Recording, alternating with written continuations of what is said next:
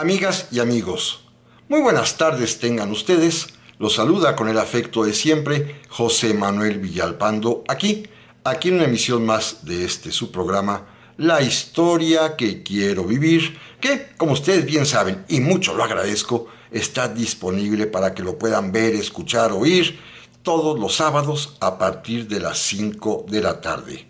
A las 17 horas en punto se sube. Este programa está disponible en el canal de YouTube de, valga la redundancia, José Manuel Villalpando, donde además, e insisto en ello porque estamos ya muy cerca, pueden ustedes encontrar casi medio millar de emisiones anteriores. Casi medio millar. Estamos a unas cuantas semanas de llegar a 500 programas en este canal. Así que lo agradezco infinitamente a todos ustedes que me han hecho el favor de mirarlo, de suscribirse, de darle un like. Todo esto ha sido pues parte del crecimiento de este canal, el esfuerzo, sobre todo de todos ustedes que se toman algunos minutos del día, de la semana, a cualquier hora, para poder ver, escuchar este canal. Les agradezco infinitamente su presencia y les reitero además también que este programa no tiene ningún fin económico, utilitario, ni está monetizado ni nada por el estilo,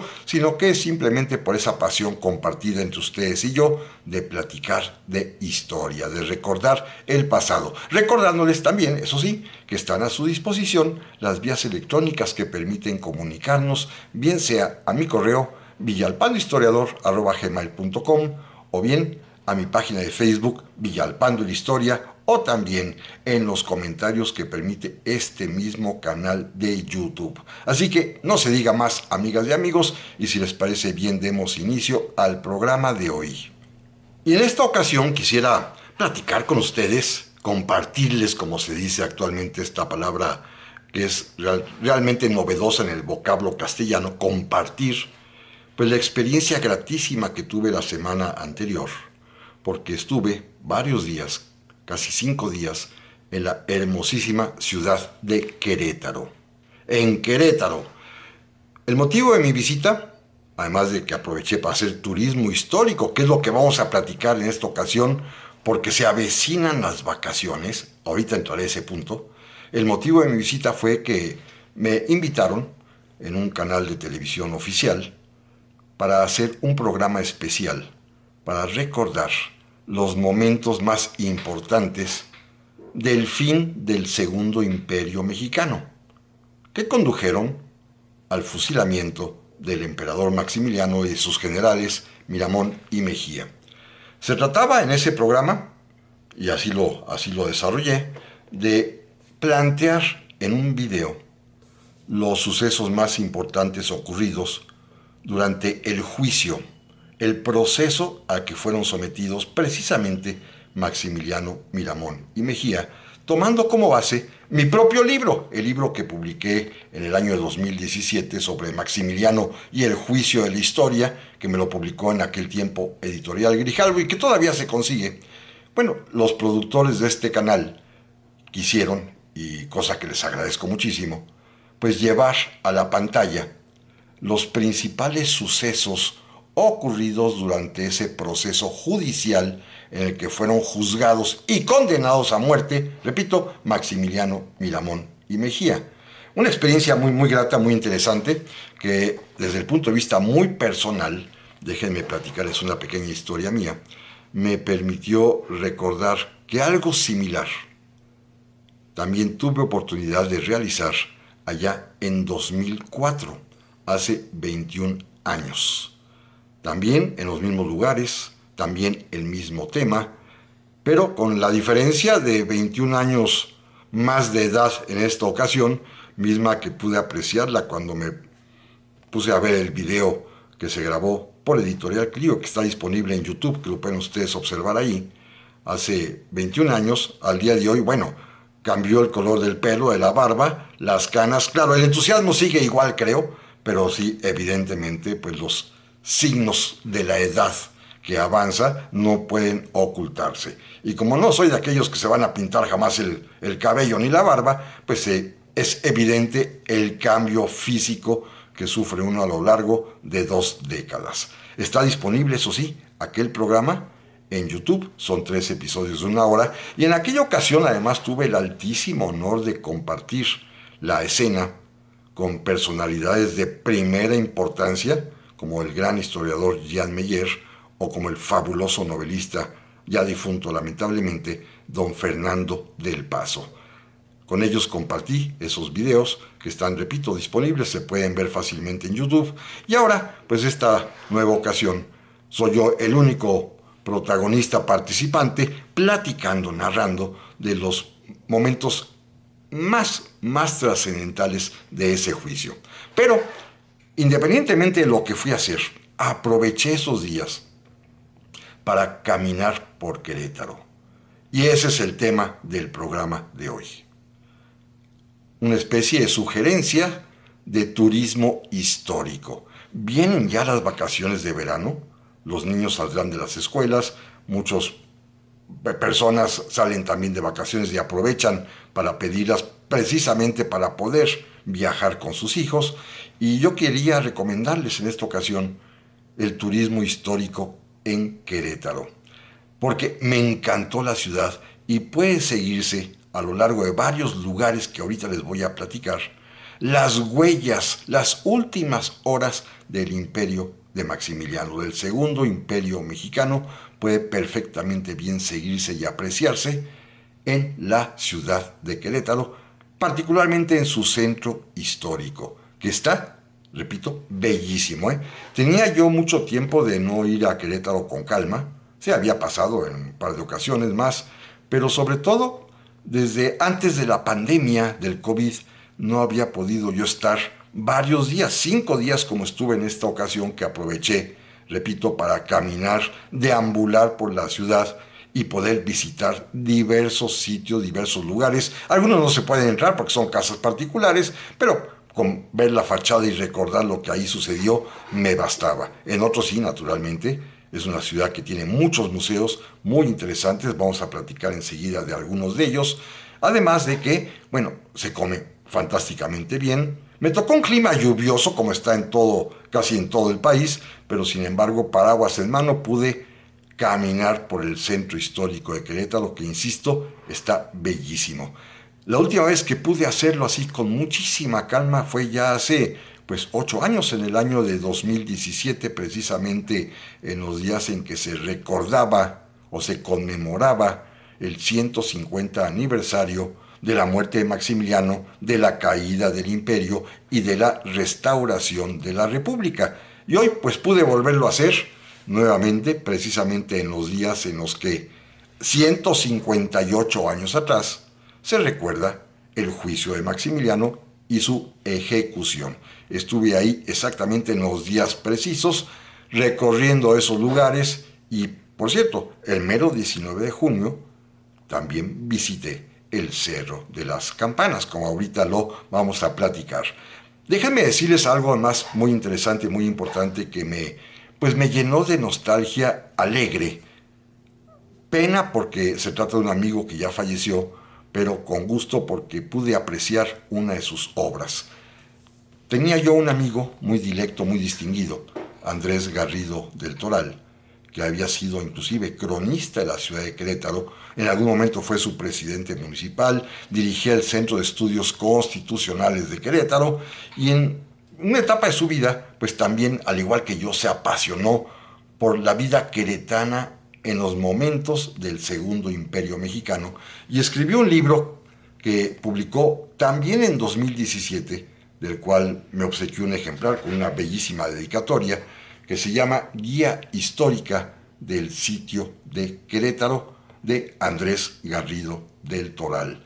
Repito, un querido amigo, lamentablemente fallecido en los días de la pandemia ya en 2021, pero que me dio oportunidad en esta ocasión de llevarme su libro a Querétaro y siguiéndolo paso a paso, casi recorrer los lugares que él aquí menciona, en donde ocurrieron, pues, episodios importantes en esos años de 1867 y un poco antes, que tienen que ver con Maximiliano. Así que, amigas y amigos, si quieren hacer una vacación diferente con cierto espíritu histórico, pueden visitar Querétaro, que está plagado, lleno de sitios maravillosos que permiten recordar estos episodios del último estertor del Segundo Imperio Mexicano.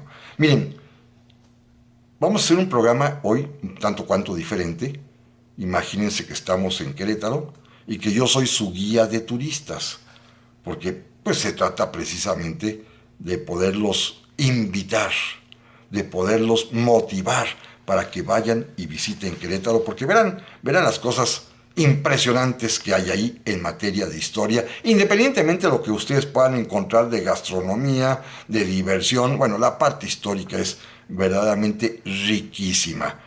Por ejemplo, miren, déjenme comenzar con algunos sucesos que ocurrieron desde el año de 1864 allí en Querétaro, cuando lo visita por primera vez Maximiliano. Porque Querétaro es una ciudad que está impregnada de maximilianismo, ¿eh? Es una ciudad en donde fue fusilado, pero algo se quedó, algo sedimentó, y hay elementos muy peculiares, como por ejemplo, déjenme platicarles una cosa que descubrí en estos días, que es francamente reveladora. Al pie del Cerro de las Campanas hay una estatua ecuestre del general Mariano Escobedo, quien logra la rendición de Maximiliano. Él era el comandante del Ejército del Norte, juarista republicano, por supuesto, y sin embargo, en esa estatua, su rostro, con todo y su barba, que él tenía una barba larga pero cerrada, el escultor le colocó una barba larga pero abierta, muy similar a la de Maximiliano.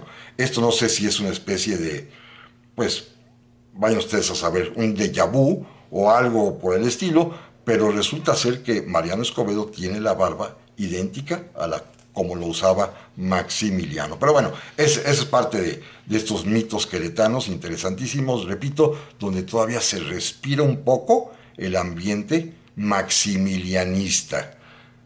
Por varias cosas que ahorita platicaremos. Insistía yo, más bien decía yo, en 1864 Maximiliano visita por primera vez la ciudad de Querétaro en un viaje que está realizando para conocer su imperio, y allí llegó, y en esa ocasión le llevaron un niño recién nacido otomí, cuya madre había fallecido en el parto, y pues se lo acercaron el pequeño niño que tenía unas cuantas horas de nacido.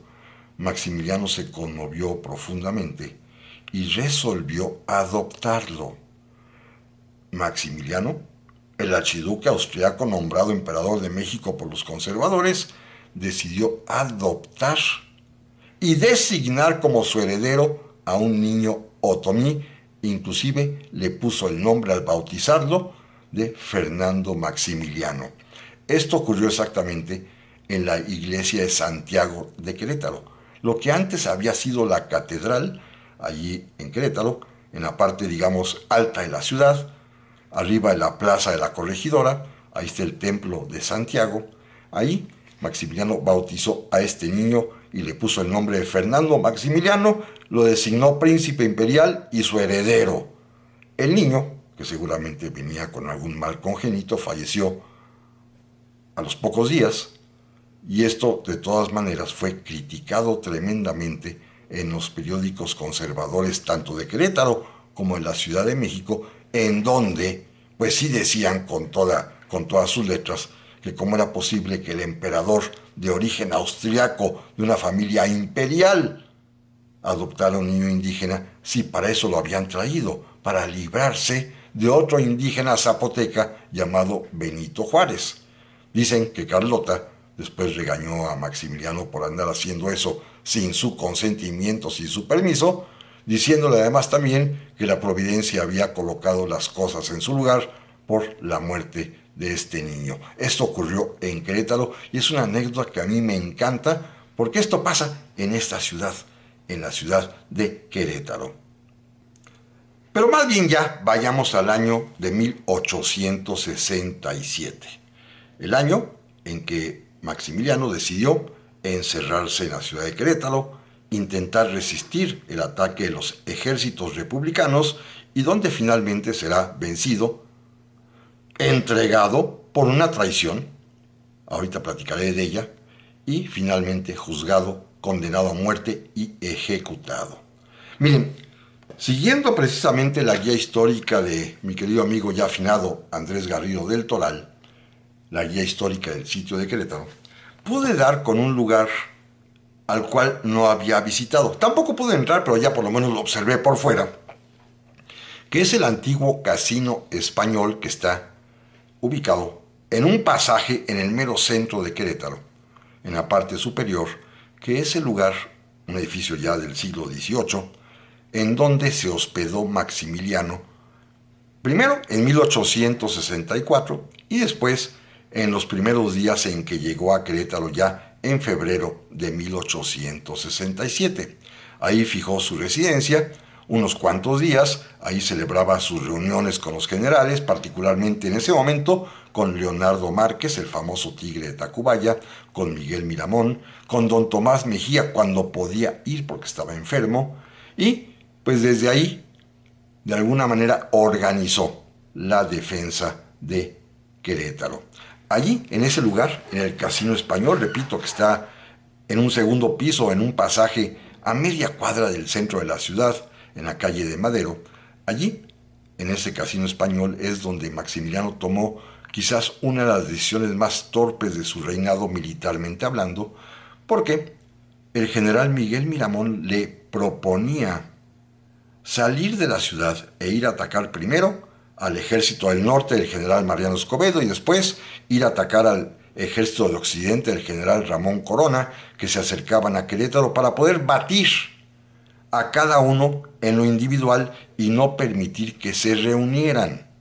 En cambio, el general Leonardo Márquez le aconsejó encerrarse en Querétaro y ahí resistir el ataque de los ejércitos republicanos, y Maximiliano torpemente le hizo caso a Leonardo Márquez.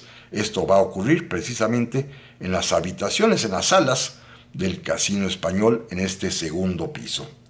Ya después, el propio emperador Maximiliano, cuando ya se formalice el sitio de Querétaro, cuando ya estén ya los ejércitos republicanos rodeando la ciudad, va a trasladar el cuartel general y su propia habitación al convento de la Cruz, en uno de los extremos de la ciudad.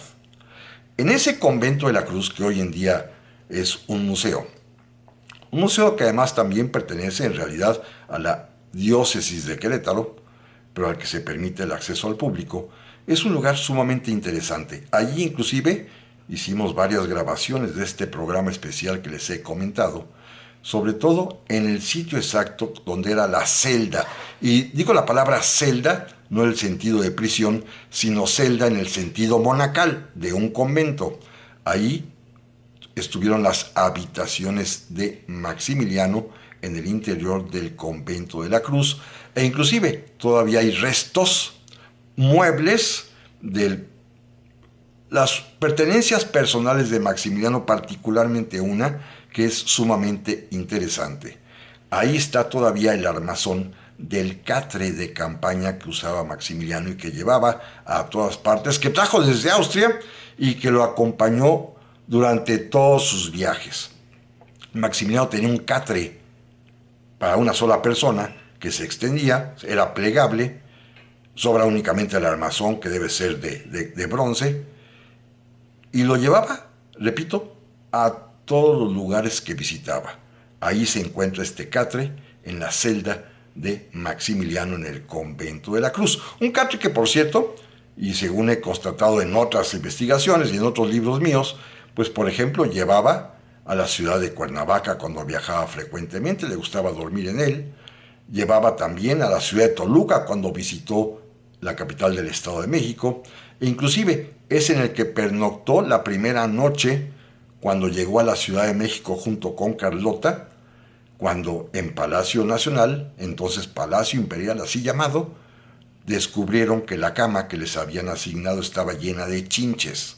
Bueno, también sabemos que Maximiliano y Carlota no dormían juntos, no dormían en el mismo lecho y que al contrario siempre preferían habitaciones separadas, y era muy normal que Maximiliano eligiera para dormir no las camas, sino su propio catre que llevó hasta Querétaro y que se va a quedar allí en el convento de la Cruz, donde ustedes, amigas y amigos, pueden visitarlo. Es un lugar muy interesante, muy bonito el convento de la Cruz, tiene varias particularidades. Una de ellas, curiosísima, es que en uno de sus jardines hay un árbol del cual brotan espinas en forma de cruz, y que además ahí en la propia tiendita de la iglesia se las pueden vender a uno, valen 20 pesos nada más cada espinita, pero son espinas con forma de cruz y con espinitas menores que simulan o parecen ser los clavos de Cristo. Es una curiosidad botánica interesantísima. Al parecer no hay otro árbol así en todo el mundo que dé este tipo de espinas,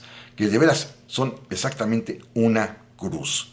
Cuenta la leyenda de los propios padres franciscanos, porque era un convento precisamente de la Orden de San Francisco, un convento además de la especialidad de propagación de la fe, de propaganda fide. De ahí, por ejemplo, partiría Fray Junípero Sierra a las misiones de la Sierra Gorda. Pero cuentan que allá en el siglo XVII, un franciscano que tenía fama de santidad, Fray Antonio Margil de Jesús, un día en el jardín se recargó en su cayado de madera, se quedó ahí dormido, murió, levantaron el cuerpo, pero el cayado se quedó encajado en la tierra, y pues finalmente echó raíces, el cayado de madera, se convirtió en un árbol, y este es el árbol que da cruces, espinas en forma de cruces, que es algo interesantísimo.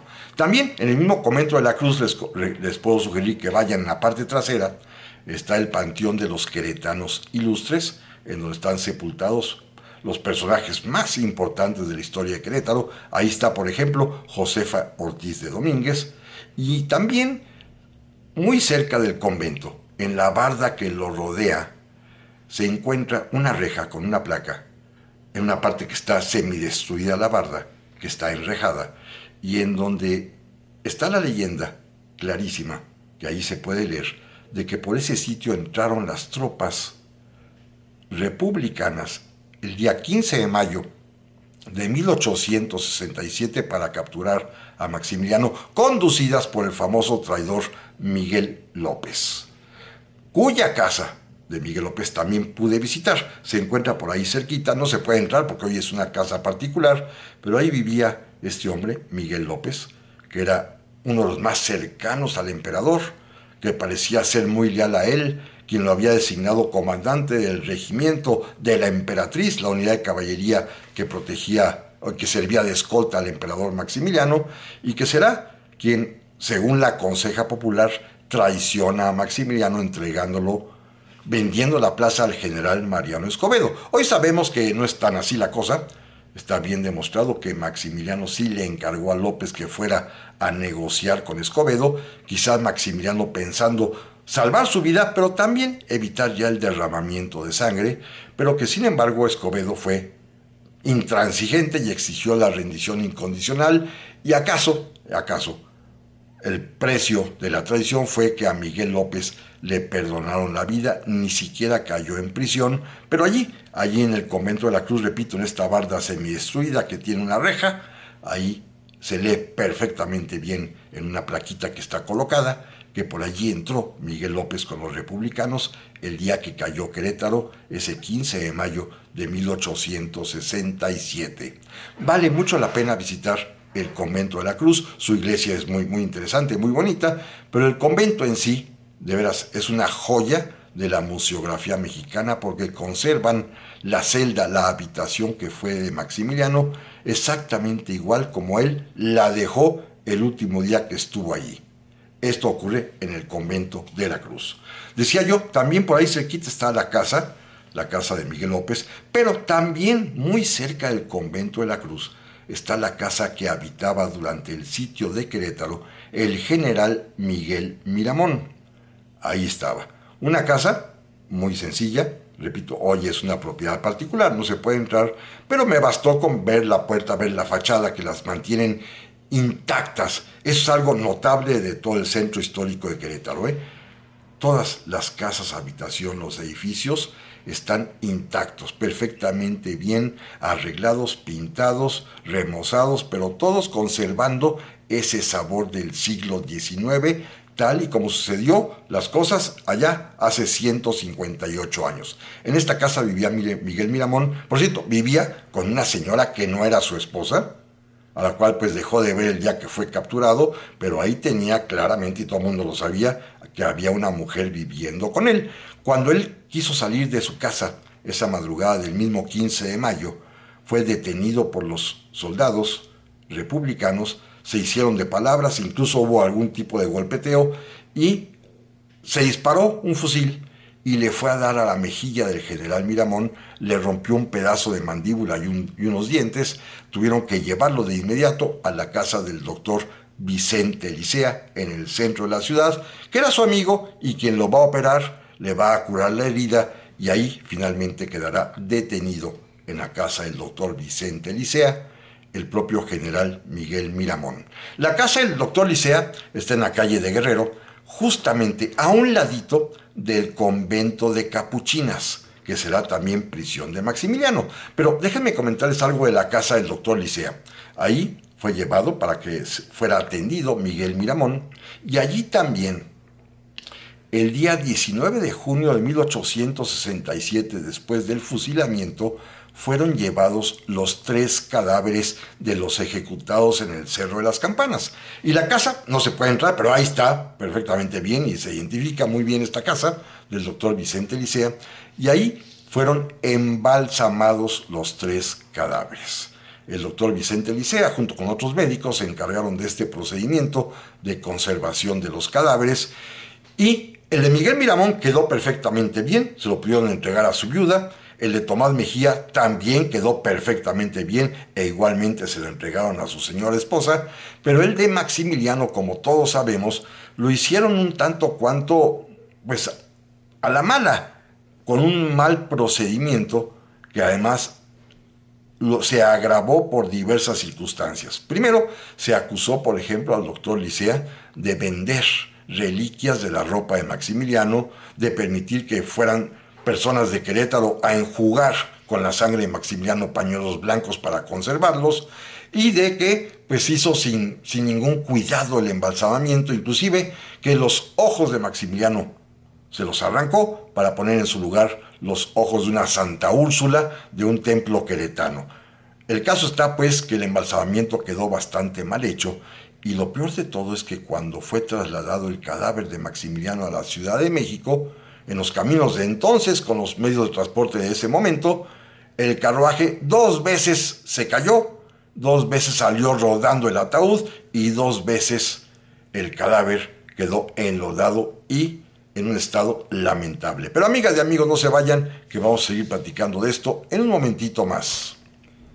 Ya estamos aquí, amigas y amigos, para la segunda parte del programa del día de hoy, que es una invitación a hacer turismo histórico en la ciudad de Querétaro, en donde se puede caminar maravillosamente en un escenario urbano natural bellísimo, con todas sus casas y edificios conservados perfectamente bien. Una ciudad pues que se respira el siglo XIX.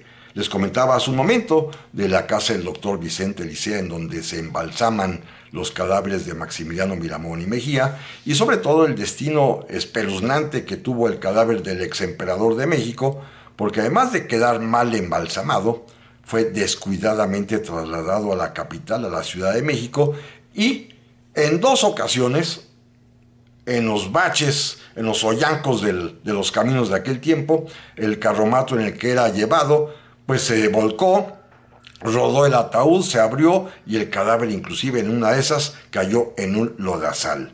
Por esa razón, el gobierno del presidente Juárez tuvo que ordenar más adelante un segundo embalsamamiento para poder entregar con cierta decoro y dignidad los restos de Maximiliano a la familia austriaca. Pero me regreso a Querétaro. Miren, otro sitio también muy interesante en la calle de Pasteur, lamentablemente que no es abierto al público porque es una casa particular, es precisamente la casa que habitó el general Tomás Mejía, que él era incluso queretano, originario de un pueblo cercano, Pinal de Amoles, pero queretano por completo, había sido gobernador de Querétaro, un hombre pues otomí, pero de Querétaro. Y allí vivía con su esposa una joven y con su pequeño hijo casi recién nacido. Pero Tomás Mejía, para esos días, a pesar de que apenas tenía 47 años de edad, estaba sumamente enfermo. Padecía de una enfermedad penosa, como se decía en aquel tiempo, que es las hemorroides, almorranas, como le decían en aquel momento, que le impedían por los dolores tremendos, inclusive montar a caballo, a él, que era un general precisamente de caballería. La enfermedad lo tuvo postrado durante mucho tiempo, inclusive en los principales combates del sitio solamente participa en uno o dos, pero acompaña a Maximiliano el momento final cuando se va a rendir al Cerro de las Campanas, y todo el mundo conoce pues la anécdota pues magnífica que habla del valor y la lealtad de Tomás Mejía cuando Maximiliano, una vez que se acercaban ya los republicanos para acercarlo, le preguntó a Mejía si era posible pasar. Y el general Mejía le respondió con mucho valor: Majestad, pasar es imposible, pero si usted lo ordena, yo estoy dispuesto a dar mi vida. Esto será pues una muestra de esta valentía, de la lealtad de Tomás Mejía, que va a refrendar más adelante. Tomás Mejía, que es un personaje sumamente interesante, en las épocas de la Guerra de Reforma, en los tiempos iniciales de la intervención francesa, combatiendo él siempre del lado conservador, en alguna ocasión tomó preso, capturó al general Mariano Escobedo y no lo fusiló, le perdonó la vida. Esto le valió el regaño del general Leonardo Márquez, quien le dijo: usted no fusiló hoy a Escobedo, Escobedo sí lo fusilará a usted mañana. Y en efecto, Escobedo lo capturó en Querétaro junto con Maximiliano y Miramón, pero antes de someterlo a proceso de guerra, Escobedo tuvo la deferencia, autorizado por el presidente Juárez, de perdonarle la vida a Tomás Mejía en pago de la deuda que él mismo tenía, del mismo sentido con este general otomí conservador.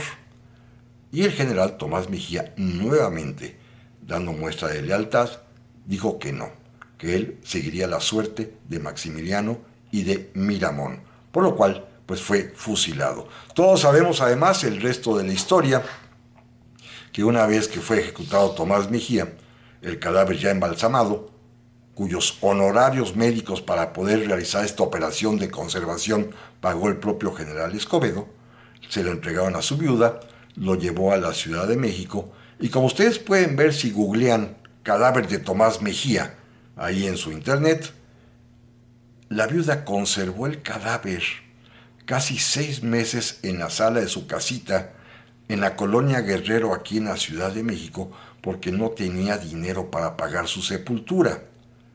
Y, enterado de ello, el presidente Benito Juárez, que le había dicho a Escobedo, cuando Escobedo le platicó que Mejía había rechazado la oferta de indulto que le hacía de perdonarle la vida, pues Juárez le dijo: es que era indio y era leal. Conmovido, Benito Juárez es quien paga la sepultura del cadáver de Tomás Mejía en el Panteón de San Fernando. Ahí mismo también será sepultado por su propia viuda Concha Lombardo, el general Miguel Miramón, que, una vez sepultado, la viuda se va a Europa, y cuando regresa 20 años después doña Concha Lombardo y se da cuenta de que en el mismo panteón está Tomás Mejía, sí, pero también está sepultado Benito Juárez. Indignada, doña Concha Lombardo decide extraer el cadáver de ahí y llevárselo mejor a la ciudad de Puebla. Son estas historias macabras de la historia de México, que son pues interesantísimas, sobre todo porque los 3 cadáveres tuvieron destinos rarísimos. El de Maximiliano, embalsamado, se echa a perder, se cae en el camino, imagínense ustedes. El de Mejía lo conservan en su casa sentado en la sala. El de Miramón pues lo sepultan, pero después lo sacan y lo extraen para llevarse al otro lado. En fin, historias verdaderamente macabras. Pero regresando a Querétaro, miren, también se puede caminar por la hoy Avenida Universidad, que es la avenida que va bordeando el río de Querétaro, que fue escenario de los combates allá en el sitio de Querétaro, y en uno de sus puentes, en el puente de San Sebastián, es donde se realiza la famosa entrevista entre el general Miguel Miramón y los coroneles Montesinos y Cervantes del ejército republicano, que habían sido sus compañeros en el colegio militar. Eran sus amigos de toda la vida, y es cuando le ofrecen perdonarle la vida y hacer lo que escape, pero también Miguel Miramón decide quedarse en Querétaro. Esto ocurre en esos puentes que hay a lo largo del río de Querétaro, que es una zona hermosísima en la cual se puede caminar perfectamente bien, admirando la belleza de las casas y el río, que está muy bien conducido y que pues fue escenario de la historia. En el otro extremo de la ciudad también se puede visitar tanto la Casa Blanca, que hoy es un hotel, como la Alameda Hidalgo, que existe tal cual y que también fue escenario de los hechos de armas, de los combates allá en el sitio de Querétaro. Y en el fondo, al fondo se puede observar también el Cerro del Cimatario, que es el lugar en donde dio su última gran batalla el general Miguel Miramón, pero que finalmente tuvo que retirarse. También es posible visitar el acueducto, que es un lugar bellísimo. Querétaro está lleno de sitios así fabulosos. Déjenme irme a los sitios ya decisivos finales. La primera prisión de Maximiliano fue en el convento de la Cruz, donde estuvo únicamente un día, y después fue trasladado al convento de Teresitas, ahí en la misma ciudad de Querétaro, en la calle de Reforma, que es un edificio bellísimo que vale la pena ver porque es un templo católico, pero neoclásico, con una fachada, bueno, impresionante. Ahí fue la prisión algunos días de Maximiliano, cuando estaba a cargo de su custodia el general Refugio González. Este general Refugio González es muy interesante, muy simpático, porque es uno de los primeros espiritistas de México. Y con base a estas ideas espiritistas que él tenía, fíjense lo que resolvió. Cuando tuvo preso a Maximiliano y a Mejía, que están juntos en ese momento, porque Miramón está en casa del doctor Licea, como ya platicamos, los decide encerrar en las criptas donde sepultaban a las monjitas. La celda que le dieron fueron las criptas, y entonces Maximiliano y Mejía tenían que dormir entre tumbas. Una historia espeluznante, ¿eh? Ya después los sacan de ahí y los llevarán al convento de Capuchinas. Por cierto, nada más como dato curioso, en este convento de Teresitas, este convento neoclásico, que se inaugura, fíjense, en 1803, un par de años después, un sacerdote muy famoso en el Bajío mexicano, Miguel Hidalgo y Costilla, da una misa en el convento a las monjitas, y las monjitas le regalan una estampita en tela de la Virgen de Guadalupe, que es la misma que Miguel Hidalgo utilizó todo el resto de su vida en el interior de su sotana pegada al corazón, y que el día que fue fusilado en Chihuahua, en 1811, todavía la arrancó y les dijo a los que lo habían juzgado y lo iban a fusilar, que les entregaba esa estampita de la Virgen de Guadalupe que le regalaron en Querétaro las monjitas del convento de Teresitas. Así que ese convento de Teresitas tiene dos momentos históricos importantes para nosotros, porque ahí estuvo Miguel Hidalgo, pero también estuvo Maximiliano. Pero bueno, en el convento de Capuchinas, que es donde está la celda de Maximiliano, en la cual pernocta casi un mes, hasta que sea juzgado y que salga para ser ejecutado, hoy es el Museo de la Restauración de la República, dirigido por el maestro Cristian, que lo hace fantásticamente, y en donde tienen una reproducción de la celda que ocuparía precisamente Maximiliano y contigua a la que ocuparían Miguel Miramón y Tomás Mejía. En esta celda es, por ejemplo, donde Maximiliano se entrevista con el general Escobedo, que lo va a ver, donde le pide que sean sus abogados don Mariano Riva Palacio, por ejemplo, que vive en la Ciudad de México, aunque es liberal, donde, por ejemplo, también se entrevista con la famosísima princesa de Salm, esta mujer aventurera, esposa del príncipe de Salm, otro aventurero prusiano que se puso a las órdenes de Maximiliano. Su esposa era norteamericana, cirquera, o artista circense, como se decía en aquel tiempo, y es la que trata de seducir a los oficiales republicanos para lograr la escapatoria de Maximiliano. Ella misma también, al parecer, queda prendidamente enamorada de Max. Claro, Max es un prisionero, no pasa nada, pero en fin, todo esto sucede ahí en el convento de Capuchinas. Ahí mismo están presos también Miguel Miramón, que allí ya recibe la visita de su esposa. Ahí también está preso Tomás Mejía, que también recibe la visita de su propia mujer.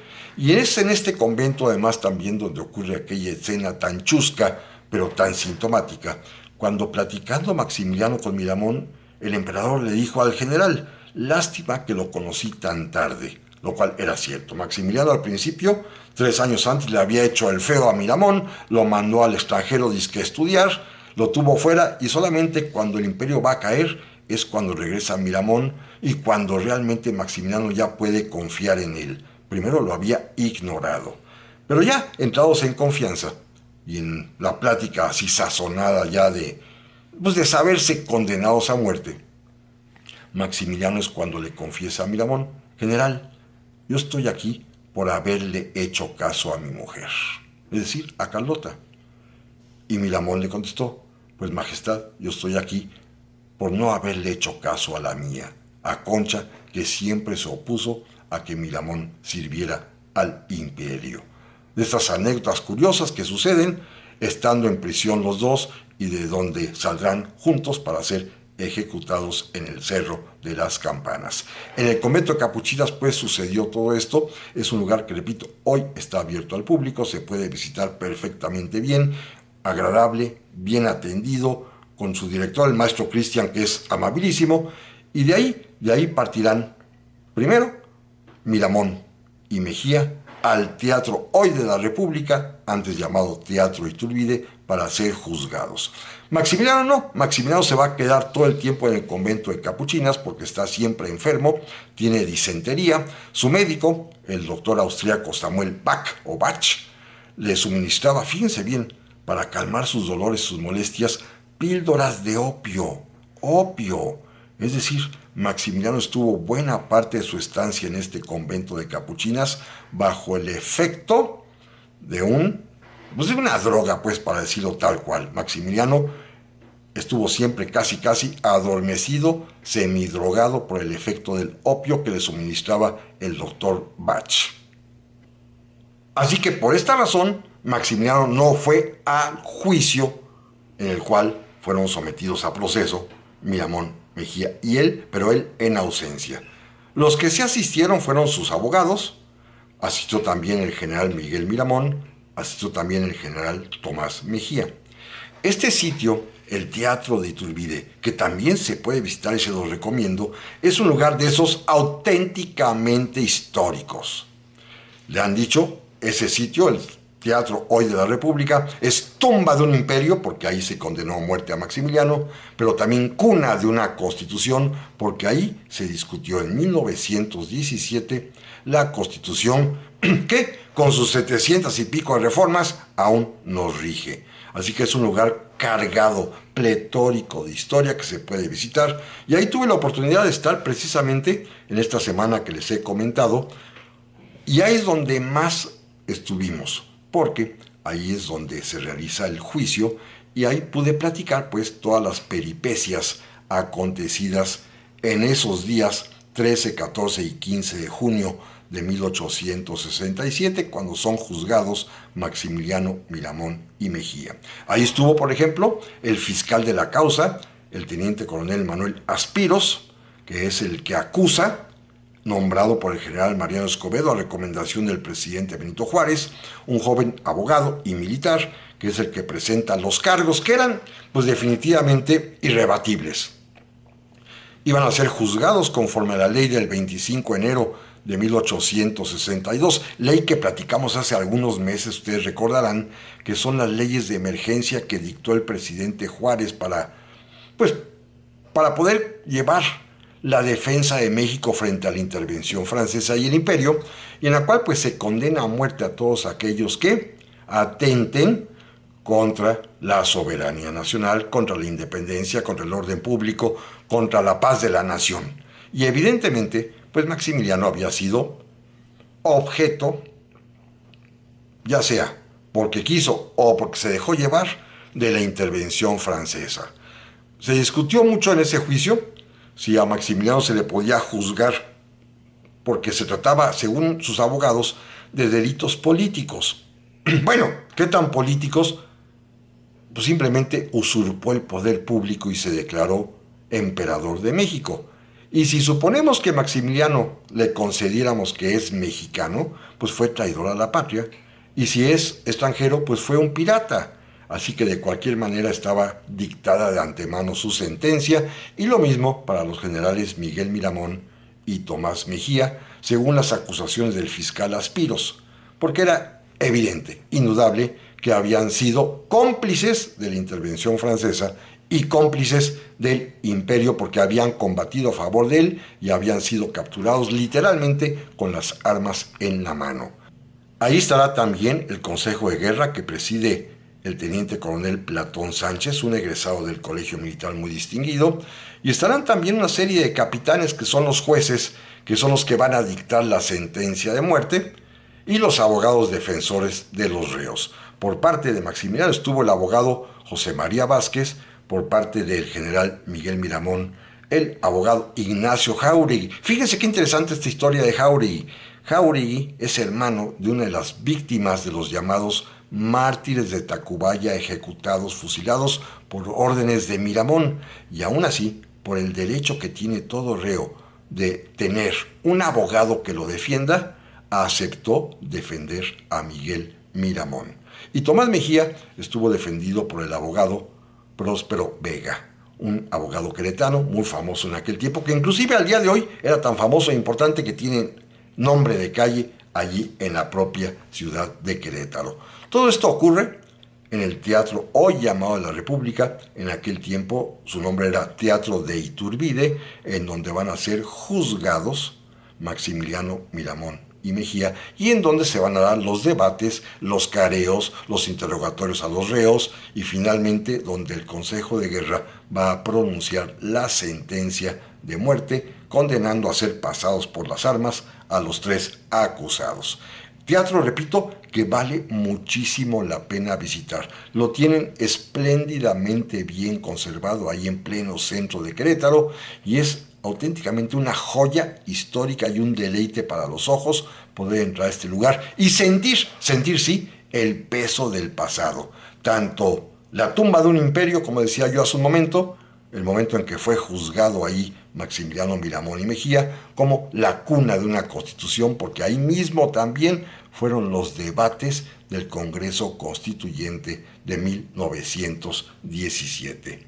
Otro sitio importantísimo además también que todo el mundo conoce y que es quizás de los más frecuentados cuando se hace turismo por Querétaro, es el Cerro de las Campanas, el lugar en donde días antes Maximiliano se rindió ante el general Mariano Escobedo, y el lugar que se decidió además también para que allí fueran fusilados. En este sitio, en el Cerro de las Campanas, se va a realizar la ejecución a las 7 de la mañana del día 19 de junio de 1867.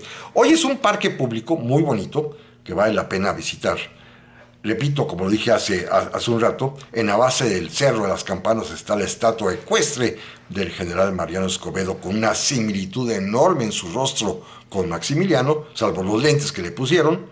Pero arriba se encuentra la famosa capilla que mandó construir el emperador de Austria, pero ya en 1901-1902. Más arriba, en la cúspide del cerro, se encuentra, eso sí, también, como ustedes seguramente lo habrán visto, un monumento enorme, gigantesco, de Benito Juárez, que se levantó en el año de 1967, en el centenario del triunfo de la República y la restauración del gobierno republicano y del fin del imperio. Pero ahí en la capilla, que tiene una historia muy interesante, es donde se fusila. Inclusive en el interior están los 3 túmulos de piedra que marcan el lugar donde estaba colocado Mejía, Miramón y Maximiliano, porque, como sabemos, Maximiliano le cede el centro, el lugar de honor, al propio general Miramón, diciéndole que un valiente debe ser reconocido por los monarcas. Bueno, ahí estuvo el lugar del fusilamiento, y esta capilla se erigió hasta 1901-1902, cuando Austria y México decidieron restablecer relaciones diplomáticas. Antes estaba el puro Cerro Pelón, con 3 montículos y unas crucecitas, pero finalmente el gobierno austriaco decidió construir esta capilla para recordar el momento y para restablecer relaciones. En la capilla hay un cuadro, al fondo en el altar, que hoy es una réplica. El original se encuentra en el Museo Regional de Querétaro, pero es una piedad con un Cristo que se asemeja muchísimo en su rostro a Maximiliano, ustedes lo pueden ver ahí perfectamente bien, y que mandó pintar la mamá de Maximiliano, la archiduquesa Sofía, con maderas o sobre maderas de la antigua fragata de guerra Novara. Ahí está pintado este cuadro, que estuvo colocado mucho tiempo en el Cerro de las Campanas, pero después, para evitar su deterioro y sobre todo el vandalismo muy típico de nuestros lugares, se lo llevaron al convento de San Francisco, en el centro donde está el Museo Regional. Pero déjenme culminar con el Cerro de las Campanas. La historia también tiene su parte curiosa, porque el primer embajador que nombró Francisco José, el emperador de Austria, para venir a México a restablecer relaciones diplomáticas, es ya en ese momento, en 1903-1904, el príncipe de Khepenhüller, que siendo joven, siendo coronel, estuvo con Maximiliano en México en 1867. No fue a Querétaro porque Max lo dejó en la Ciudad de México, pero eso sirvió para que tuviese un affair hermosísimo, amoroso, del cual tendríamos que platicar. Lo hice hace muchos años, pero vale la pena repetir esta historia alguna vez, con doña Leonor Rivas de Torres Adalid, con una señora casada. Tuvo una aventura romántica justamente el día que era perseguido por los republicanos en la Ciudad de México. Tendrá un hijo de ella, y él, cuando sabe que ella queda viuda de Torres Adalid, pues propicia que Francisco José lo nombre embajador en México para venir y tratar de reunirse, porque él permaneció siempre soltero, pensando en ese amor fugaz de una sola noche, e intentaría reconquistarla, pero ella no se dejó y mejor se casó con su primo para no caer en la tentación de recordar un amor adúltero con un austriaco. Bueno, esto sucede en el año 1903-1904, cuando se inaugura esta capilla que todos ustedes pueden ver en el Cerro de las Campanas, que es un lugar que vale la pena. Es un jardín hermosísimo, tiene un pequeño museo anexo y verdaderamente es interesantísimo este sitio. Y déjenme terminar con el último sitio que vale la pena que visiten, que es el Museo Regional, del cual hablaba yo hace un momento, que está ubicado en el mero centro de la ciudad. Junto al Templo de San Francisco está el convento, que hoy es el Museo Regional de Querétaro, muy bien atendido, con salas muy hermosas, y en donde ustedes pueden ver la original pintura que estuvo en el Cerro de las Campanas, esta piedad que mandó pues pintar la archiduquesa Sofía, mamá de Maximiliano. Pero también van a encontrar otros objetos muy interesantes, por ejemplo la gran jeringa con la que se le inyectaron sustancias al cuerpo de Maximiliano, de Miramón y Mejía, la jeringa que usó el doctor Licea para embalsamarlos, pero también el primer ataúd de Maximiliano, con el que lo trasladaron del Cerro de las Campanas a la casa del doctor Licea. Este ataúd lo tienen ahí perfectamente bien conservado. Sí impacta, porque es un ataúd largo, muy angosto, pero muy largo, y es este ataúd en donde estuvo el cuerpo de Maximiliano, donde decían inclusive que no le cabían las piernas porque Maximiliano, que medía 1,80, dicen que no cabía. No, la verdad es que es un mito también, pero ahí tienen el ataúd. Este pues es un lugar impresionante, el Museo Regional de Querétaro, en el antiguo convento de San Francisco, que se los recomiendo muchísimo. Es un lugar, Querétaro, insisto, maravilloso para recordar la historia, particularmente la historia de los últimos momentos del Segundo Imperio Mexicano, de la vida de Maximiliano de Miramón y Mejía. De veras, es una ciudad que me encantó. Tenía yo, insisto, muchos años de no estar con calma en ella. Pude recorrerla a todo mi sabor, a todo mi placer, entre la lluvia y todo, pero con paraguas, caminar por sus calles, ver sus casas, ver sus edificios y sobre todo recordar momentos históricos como algunos que hemos platicado aquí de manera muy apresurada, muy atrabancada, pero que no quería yo dejar de compartirlos con ustedes. Es una ciudad además también que tiene otro prestigio que ustedes saben. Es la ciudad también de la conspiración de 1810, y en su plaza principal, donde está el hoy Palacio de Gobierno, que era antaño la casa de la corregidora, ahí también sucedieron pues momentos, episodios fundamentales para la historia de México. No quería yo pues dejar de recomendarles que ahora que viene el periodo vacacional, si no tienen ganas de ir a la playa, visiten Querétaro, que además de una bella ciudad, es una ciudad muy bien conservada y con un sabor histórico donde se respira el pasado y donde se puede además también seguir, como lo hicimos ahorita de manera por supuesto virtual, los últimos momentos del Segundo Imperio Mexicano y de la vida de Maximiliano de Habsburgo. Gracias, amigas y amigos, por su atención y primero Dios, aquí nos escuchamos y nos vemos la próxima semana con otro tema. Pásenla muy pero muy bien.